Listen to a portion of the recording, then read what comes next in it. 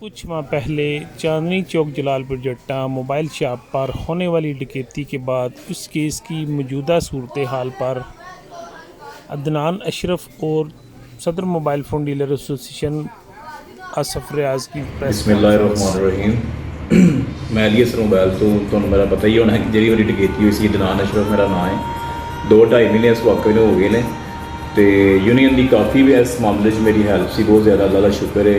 FIR भी cut कर दी है और इसी मुलजमान के काफ़ी करीब पहुँच चुके हैं। तो यह सारी जी कोशिश है यूनियन की है, चो आसफ साहब की, सैफी साहब की, सलाम मलिक राशिद साहब सारा का बड़ा अच्छा तावन से इस मामले और मैं उम्मीद है कि इंशाअल्लाह ताला मैंने इंसाफ मिलेगा और इंशाअल्लाह ताला मुलजम जरूर कैट कटहरे वापस आएंगे ज़रूर, इंशाअल्लाह मैंने इंसाफ जरूर मिलेगा। बहुत शुक्रिया। अस्सलाम वालेकुम सारे भरावां।